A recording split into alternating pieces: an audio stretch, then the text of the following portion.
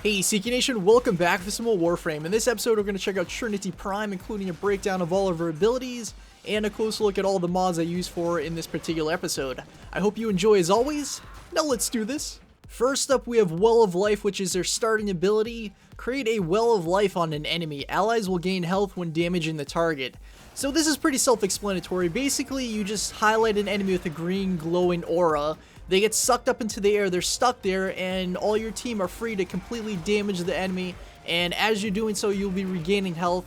So it's good for that purpose, obviously, so that helps give her some healing abilities for the teammates. Obviously not her best one, that one comes later, but it can also be used strategically to take out a very powerful enemy, like for example a bombard, or even like a heavy gunner, someone who's really causing you a problem. You can use it to quickly gain a little bit of a breathing room and just stick them up in the air and give yourselves a fighting chance, and then obviously kill it while it's still up there, hopefully. And then the next ability she'll unlock is Energy Vampire, which is actually really awesome. It's the reason why I don't use Energy Siphon in the Aura mod slot.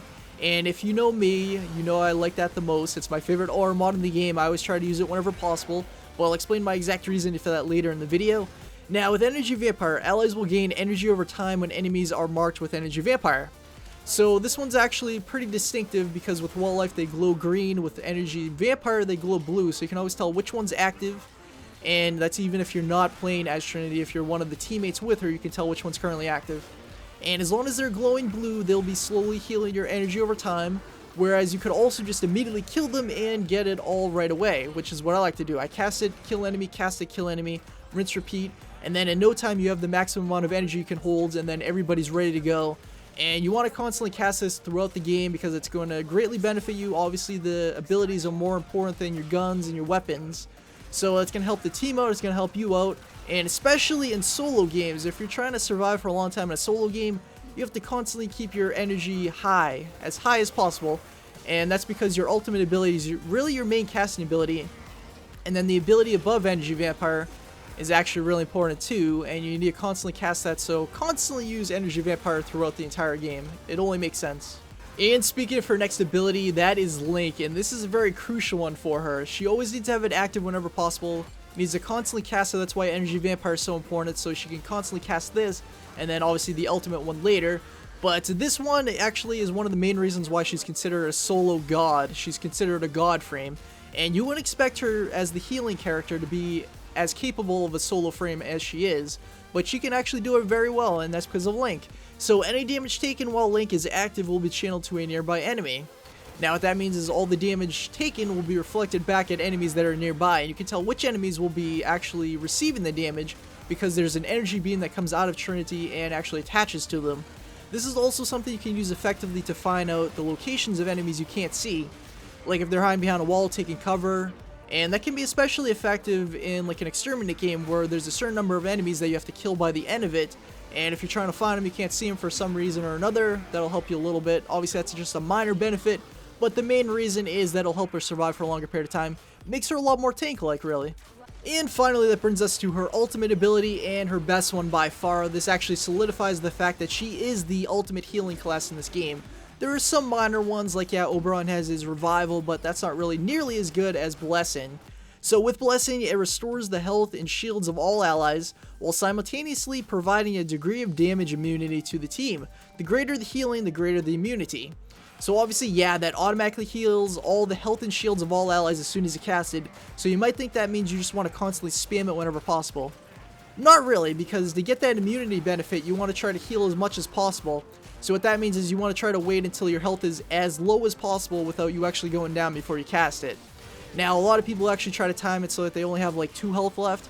Obviously, that's going to take a lot of timing and skill and actually constantly practicing to figure out exactly when you want to cast it so that it times perfectly, because the ability doesn't cast immediately as soon as you start initiating it. It takes a little bit of time before it's fully casted and it actually works. So the more health that it actually heals, the greater the immunity for the team. So you want to try to get used to that. Obviously, yeah, there are going to be times where your teammates are going down to very little health and you want to try to cast it to keep them alive. But if you want the immunity, you have to wait until your health is as low as possible and then cast it. And now to compare Trinity to Trinity Prime, the major difference is the Prime version brings an additional 50 shield to the table. Now that doesn't really sound like a lot, but when you put a high ranked redirection on there, that's going to make a pretty huge difference in terms of how long you can survive against high level enemies. So clearly if you're a big fan of Trinity, it's worth the upgrade. Some cases it may not necessarily be as great of an upgrade, but in this one it is. And I mean, some of them do have 2 actual stats that they increase, but even just 1 still is pretty good. I mean, I guess it really depends on how long it takes you to farm for. And then I also want to show you the appearance as well. So this is not actually the Prime version helmet at all. This is the Arcane Aura helmet, which actually increases power duration, but it drops down the health a little bit. Now, I think that's clearly worth it for her because the higher her power duration, the more effective she's really going to be. That's really the key with her mod setup as far as I'm concerned, especially if you're trying to solo with her. Now, this is the actual Prime version helmet, which is definitely the coolest looking one she has, but unfortunately it doesn't have any kind of additional benefits, so if I have this available, I'm going to take it. And then we have the regular Trinity helmet, which I'd say is probably her worst looking one. I mean, her design is clearly like a freaking insect, and that definitely fits in really well with that. And then, what are these other ones? That one's, I'd say it's better than the default one, but it's still not the best. And then, this is definitely the best. This is the best by far. I know I have this on PC, I don't have it on the PS4 account yet, but I definitely intend to get this at some points. Just looks so much cooler. And then there's this. A toaster with a huge intent on it. Smart toasters. Way of the future. Brought to you by Trinity Prime. Alright, now let's look at the mod setup I was using in this particular video. So in the Aura mod slot, I'm using Rejuvenation, which is not something I use a lot, but maybe I should use it more often than I do. There are actually a number of reasons why it makes sense for Trinity, however. So number one, it matches the polarity icon she has there by default. And I decided I was going to use one that matched that icon no matter what, and this was really the best option available, as far as I'm concerned. There was another one that would have increased my maximum health, which I could have used, but I think this is more beneficial.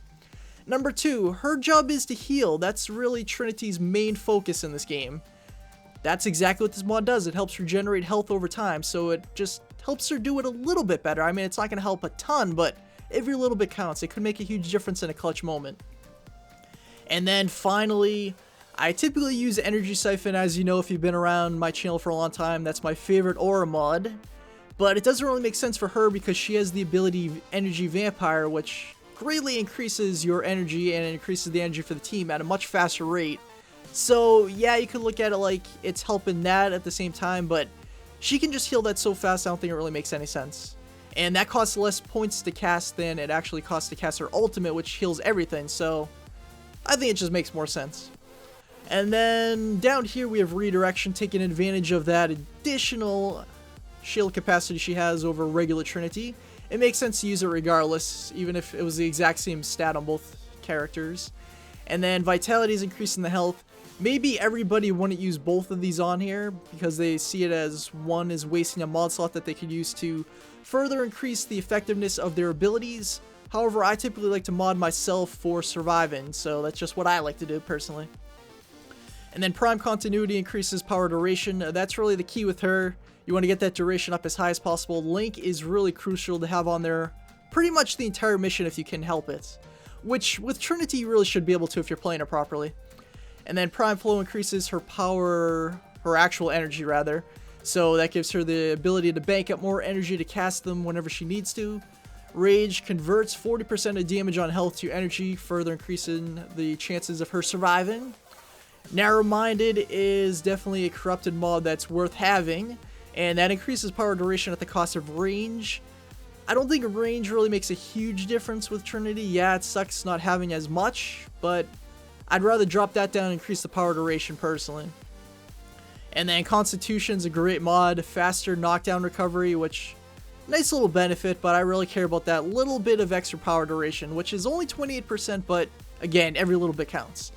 And then finally, we have Streamline increasing her power efficiency so she can cast her abilities more often. Now, there may be better mod setups out there. If you like to share them, feel free to, but this is what I like using right now, myself.